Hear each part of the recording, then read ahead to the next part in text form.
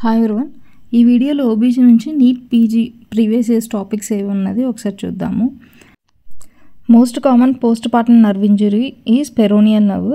It causes foot drop. So మనకంటే delivery అప్పుడు compression వల్ల పెరోనియల్ నర్వ్ ఇంజరీ వస్తుంది, అది ఫుట్ డ్రాప్ కాజ్ చేస్తుంది. అండ్ నెక్స్ట్ పాయింట్ వచ్చేసి benign cause of pyometra. Most common cause ఏంటంటే సెనైల్ ఎండోమెట్రైటిస్. అసలు పయోమెట్రా అంటే ఏంటి అంటే it's a collection of pus in uterus అనమాట. ఒకవేళ in case pregnant women is tested for positive for HIV, ART ఎప్పుడు start చేయాలి అని అడిగితే ఏఆర్టీ ఇమీడియట్గా స్టార్ట్ చేయాల్సి ఉంటుంది. అది ఇర్రెస్పెక్టివ్ ఆఫ్ ఇట్, అంటే ఫస్ట్ ట్రైమిస్టర్లో ఉన్నా పర్లేదు, మన ఫస్ట్ అంటే ఈ ఏఆర్టీ ట్రీట్మెంట్ స్టార్ట్ చేయాలి. అలానే it should be continued life long. So start ART immediately and continue life long is the answer for it. A drugs use చేస్తాము అంటే టీఎల్డీ డ్రగ్స్. టీఎల్డీ అంటే టినోఫోవిర్, లామోడిన్, డోల్టిగ్రావిర్. సో ఇది బాగా గుర్తుపెట్టుకోండి. ఇది నెక్స్ట్ అంటే ఇంకా మనం ఫార్మకాలజీలో అన్నిట్లో కూడా టీఎల్డీ డ్రగ్స్ గుర్తుపెట్టుకోవాలి, చూసుకుంటుండండి. అండ్ నెక్స్ట్ వచ్చేసి మీడియోలెటరల్ ఎపిజియోటమీ. ఈ మీడియోలెటరల్ ఎపిజియోటమీ అనేది 60 డిగ్రీ యాంగిల్లో ఇస్తాము. అడ్వాంటేజ్ ఏంటంటే ఆనల్ స్ఫింక్టర్కి లెస్ రిస్క్ ఉంటుంది. బట్ ఇక్కడ కొంచెం డిసడ్వాంటేజ్ ఏంటంటే మోర్ బ్లడ్ లాస్ ఉంటుంది, డిస్పరోనియా ఉంటుంది, మోర్ పెరియానల్ పెయిన్ ఉంటుంది.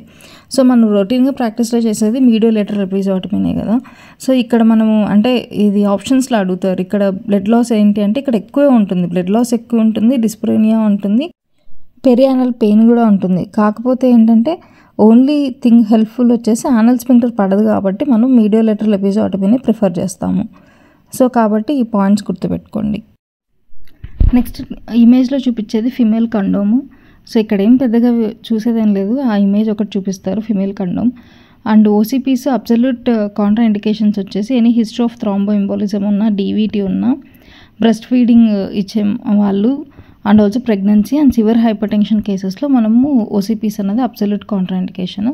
రిలేటివ్ కాంట్రా ఇండికేషన్స్ కూడా ఉన్నాయి, అదేం పెద్ద మేజర్ కాదు, బట్ అబ్సల్యూట్ అనేది ఇంపార్టెంట్. అంటే మనకి ఎలా ఇస్తారంటే question history of thrombo embolism ఉంది ఆవిడకి, సో ఇప్పుడు ఓసీపీస్ అడ్వైజా నాటా అనేసి ఇస్తారు. అంటే లేదంటే 4 ఆప్షన్స్ ఇచ్చేసి ఓసీపీస్ ఇస్తున్నాము which is absolute Contra indication among 4 అనేసి ఇలా ఆప్షన్స్ ఇస్తారు. అందులో హిస్టరీ ఆఫ్ థ్రాంబో ఎంబోలిజం ఉంది, లేదంటే హిస్టరీ ఆఫ్ డీవీటీ ఉంది అంటే ఖచ్చితంగా మనం అక్కడ వాళ్ళకి అడ్వైస్ చేయకూడదు. అండ్ ఈ పామరాన్ టెక్నిక్ ఆఫ్ ట్యూబల్ లైగేషన్లో ఏది కట్ చేస్తాము అంటే ఈస్థమస్ కట్ చేస్తాము. సో అది ఒకసారి ఇమేజ్ బేస్డ్గా ఇచ్చి అడుగుతారు, ఏ పార్ట్ ఆఫ్ ఫెలోపియన్ ట్యూబ్ మనము లైగేట్ చేస్తాము అంటే ఈస్థమస్ అన్నది లైగేట్ చేస్తాం. అండ్ ఫస్ట్ ట్రైమిస్టర్ అబార్షన్స్లో మోస్ట్ కామన్ కాజ్ వచ్చేసి క్రోమోజోమల్ అబ్నార్మాలిటీస్. అంటే మనం ఇక్కడ కొంచెం కన్ఫ్యూజ్ అవుతాం, అంటే స్పాంటేనియస్ అలా ఇలా అని చెప్పేసి. బట్ గుర్తుపెట్టుకోవాలి, ఫస్ట్ ట్రైమిస్టర్ అబార్షన్స్కి మోస్ట్ కామన్ కాజ్ వచ్చేసి chromosomal abnormalities. And levonorgestrel 1.5 mg used as single dose contraceptive within 72 hours. అంటే మనకి అన్వాంటెడ్ పిల్లు వీటిల్లో ఉండేది లివోనార్జెస్టిల్ 1.5 mg. సో మనకు ఆప్షన్స్లో ఎట్లా ట్రిక్కీగా ఇస్తారంటే లివోనార్జెస్టిల్ 0.75 mg అని ఇస్తారు, 2 tablets అని. సో లివోనార్జెస్టిల్ 0.75 mg 2 tablets అన్నా, లేదా లివోనార్జెస్టిల్ 1.5 mg అన్నా కూడా ఆన్సర్ అదే అవుతుంది. సో కాబట్టి కొంచెం డోసెస్ అనేది చూసుకోండి. 0.75 అయితే 2 ఇస్తాం. నెక్స్ట్ వచ్చేసి బ్రాండ్ ఆండ్రూస్ మాన్యువర్. సో ఈ మాన్యువర్స్ అన్నీ కూడాను ఒకసారి బ్రీఫ్గా చూసుకోండి. ఇదేంటంటే కంట్రోల్ కార్డ్ ట్రాక్షన్ చేస్తాం, అంటే 3rd stage ఆఫ్ లేబర్లో మనము ప్లసెంటా రిమూవ్ చేయడానికి యూజ్ చేసే టెక్నిక్. సో ఒకవేళ కనుక ఈ మాన్యువర్ అంటే మీరు చూడొచ్చు, పైన అబ్డామెన్ మీద కొంచెం ప్రెషర్ పెట్టేసి ఇట్లా కంట్రోల్ ట్రాక్షన్ చేస్తున్నారు కార్డ్ పట్టుకొని. సో ఒకవేళ ఇది కనుక ఫెయిల్ అయ్యిందంటే నెక్స్ట్ ఏం చేయాలి అంటే మాన్యువల్ రిమూవల్ ఆఫ్ ప్లసెంటా చేయాల్సి వస్తుంది. సో నెక్స్ట్ మనం ఆల్రెడీ డిస్కస్ చేసాం కదా పోస్ట్ కాయిటల్ పిల్స్ ఏంటి అండ్ ఇంటర్సెప్టివ్ పిల్స్. సో ఇక్కడ ఏంటంటే పోస్ట్ కాయిటల్ పిల్లు ఉల్లిప్రోస్టాల్ 30 mg ఇవ్వాల్సి ఉంటుంది. వితిన్ 5 days అది యూస్ చేసుకోవచ్చు ఎమర్జెన్సీ కాంట్రాసెప్షన్లో. సో వాటర్ ద డ్రగ్స్ టోటల్గా మనం యూస్ చేసేదంటే లివోనార్జెస్టిల్ చెప్పాను కదా 0.75 mg 2 tablets అన్నా ఇవ్వచ్చు 12 hours అపార్ట్లో, లేదంటే 1.5 mg సింగిల్ డోస్ అన్నా ఇవ్వచ్చు, లేదా మిఫిప్రెస్టోన్ 10 to 600 mg ఇస్తాం. ఉల్లిప్రోస్టాల్ అయితే 30 mg వితిన్ 5 days ఇవ్వాల్సి ఉంటుంది. సెంటోక్రోమాన్ అయితే 60 mg 2 tablets వితిన్ 24 hours ఇవ్వాల్సి ఉంటుంది. కాపర్ టీ వచ్చేసి ఐయుసిడి వితిన్ 5 days. సో కాబట్టి ఈ డోసెసెస్ కూడా చాలా ఇంపార్టెంట్. కొంచెం డోసెస్ మార్చేసి ఇస్తారు, అంటే మనం డ్రగ్ గుర్తుంటుంది కానీ డోస్ అనేది కొంచెం మర్చిపోతూ ఉంటాము. సో కాబట్టి ఈ డోసెస్ గుర్తుపెట్టుకోండి. అలానే ఒకసారి రెఫర్ చేసుకోండి. ఇది మెకానిజం ఆఫ్ యాక్షన్ అంటే కొన్ని ఓవులేషన్ ఇన్హిబిట్ చేస్తాయి, కొన్నేమో ఎండోమెట్రియంని అంటే అన్ఫేవరబుల్ కండిషన్స్ కాజ్ చేస్తాయి. అలానే కొన్ని ఏంటంటే సర్వైక్స్ థిక్నెస్ అంటే సర్వికల్ డిశ్చార్జ్ని థిక్గా చేస్తాయి. సో ఇలా ఉంటుంది. ఒకసారి చదివేటప్పుడు ఆ పాయింట్ కూడా ఒకసారి గమనించుకోండి. Next heart diseases. So highest risk of maternal mortality వచ్చేసి Eisenmenger syndrome, whereas most common cardiac condition in pregnancy mitral stenosis. ఇది కొంచెం మన క్వశ్చన్లో అబ్జర్వ్ చేయాలి. అది మోస్ట్ కామన్ కార్డియాక్ కండిషన్ అడిగాడా లేదంటే మెటర్నల్ మోర్టాలిటీ హైయెస్ట్ రిస్క్ అడిగాడా అన్నది.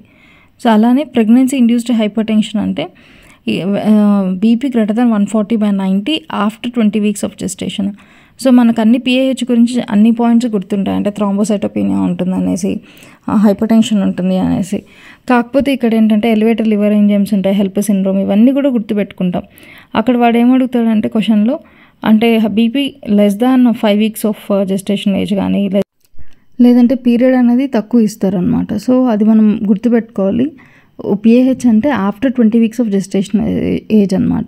ఒకవేళ before 20 weeks of gestation age వచ్చింది అంటే it is called as chronic hypertension, not పిఏహెచ్.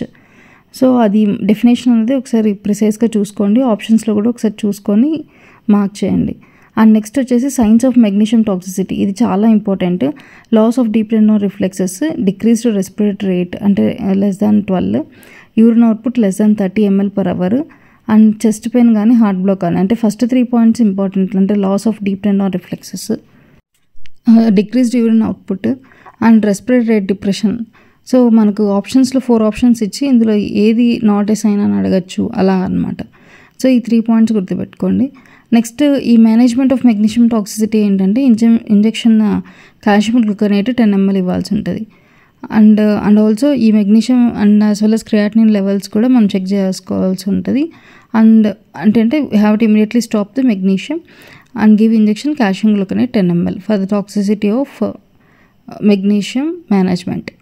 And next puerperal sepsis. Most common spread వచ్చేసి డైరెక్ట్ స్ప్రెడ్, అంటే puerperal sepsis most common spread వచ్చేసి direct spread, and streptococcus is the most common causative organism. అంటే ఆప్షన్స్లో చాలా ఇస్తారు, most common cause ఏంటి అని అడిగినప్పుడు మనం డైరెక్ట్ స్ప్రెడ్ అనేది ఆప్షన్ సెలెక్ట్ చేసుకోవాల్సి ఉంటుంది. Next is the McAfee and Johnson regimen. ఇది ఎక్కడ యూస్ చేస్తామంటే expectant management in the placenta previa. ఇక్కడ మనం కొన్ని క్రైటీరియా ఉంటాయి ఎక్స్పెక్టెంట్ మేనేజ్మెంట్ ఎవరిలో చేయాలి అనేసి. Whenever the gestational age is less than 37 weeks, mother should be haemodynamically stable and also no active vaginal bleeding.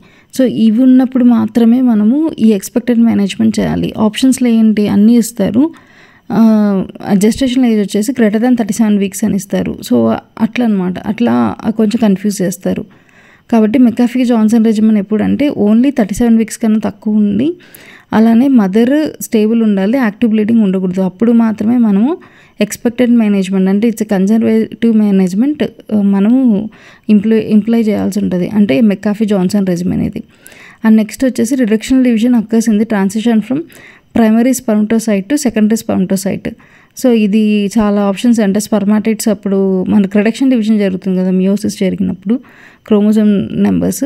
So అది ఎక్కడ జరుగుతుందంటే ప్రైమరీ స్పర్మటోసైట్ నుంచి సెకండరీ స్పర్మటోసైట్గా డివైడ్ అయ్యేటప్పుడు జరుగుతుంది. And next most important concept వచ్చేసి షీహాన్ సిండ్రోమ్.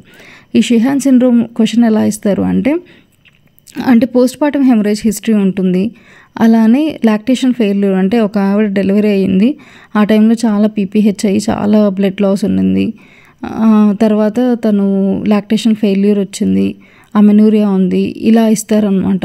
అంటే మనకు పీపీహెచ్ని indicate చేస్తూ డైరెక్ట్ పీపీహెచ్ని ఇవ్వకపోయినా కూడా డెలివరీ అయింది, డెలివరీ తర్వాత మల్టిపుల్ బ్లడ్ ట్రాన్స్ఫ్యూషన్స్ చేశారు. ట్రాన్స్ఫ్యూషన్స్ ఎప్పుడు చేస్తాము, హెమరేజ్ ఉన్నప్పుడే కదా చేస్తాము.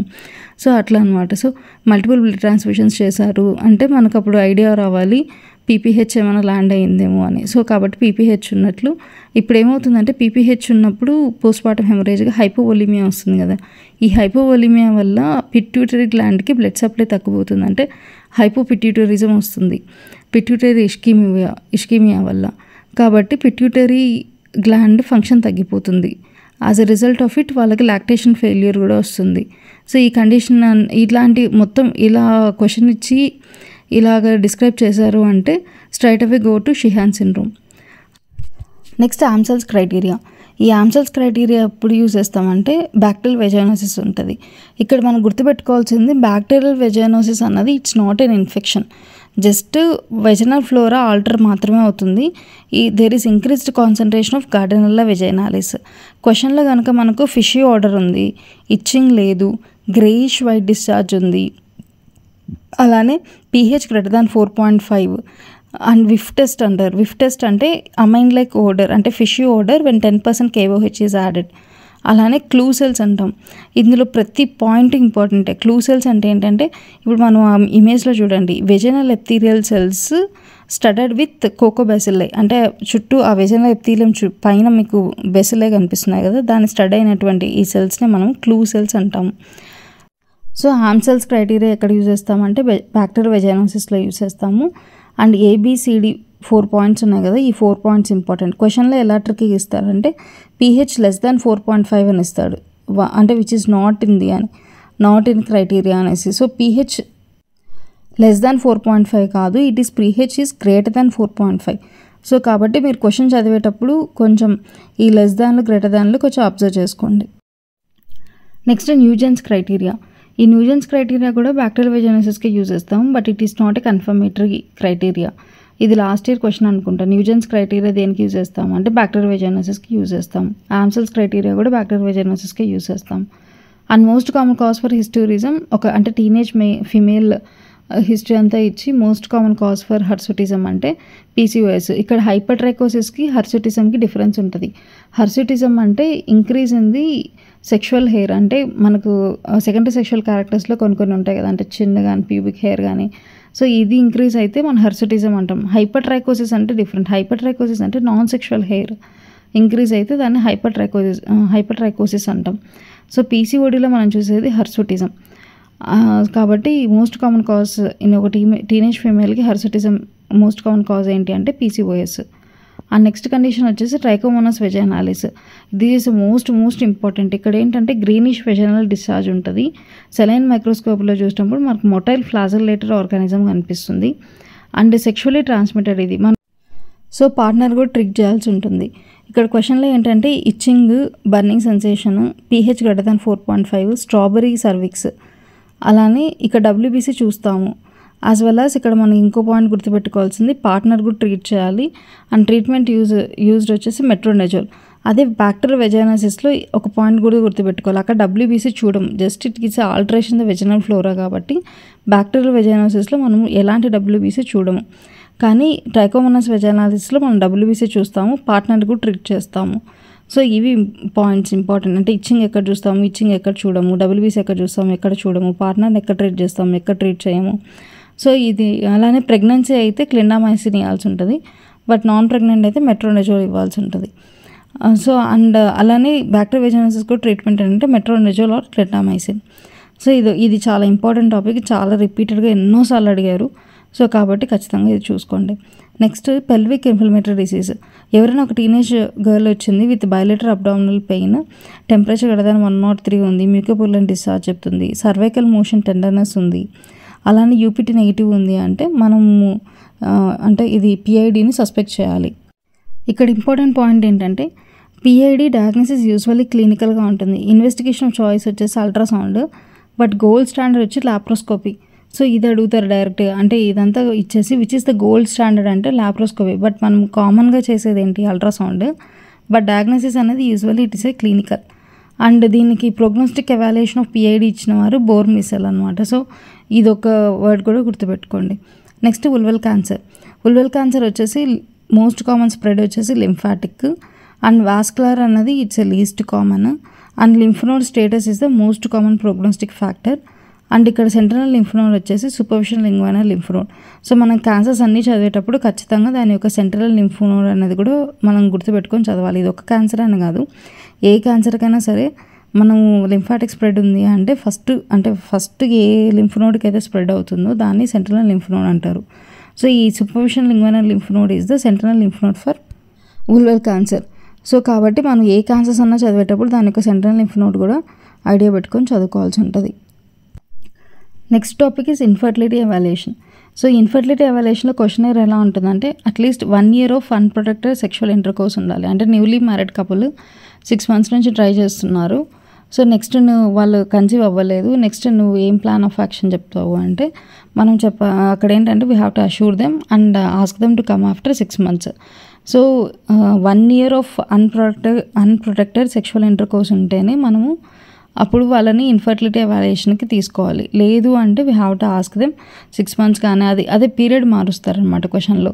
సో 6 months అట్లా, లేదా 1 year ఇచ్చారు అంటే అప్పుడు మనం ఎవాల్యుయేట్ చేసుకోవచ్చు. లేదు 6 months అలా ఇచ్చారు అంటే we have to just reassure and ask them to come after 6 months. అలానే నెక్స్ట్ ఏంటి అంటే ఒకవేళ ఏజ్ కనుక 35+ ఉంది అంటే అప్పుడు 6 months తీసుకుంటాం, 1 year తీసుకోము. సో కాబట్టి అది ఏజ్ ఎంత ఇచ్చాడు, ఎంత పీరియడ్ ఆఫ్ అన్ప్రొటెక్టెడ్ ఉంది అనేది ఒకసారి చూసుకొని ఆన్సర్ చేయాల్సి ఉంటుంది.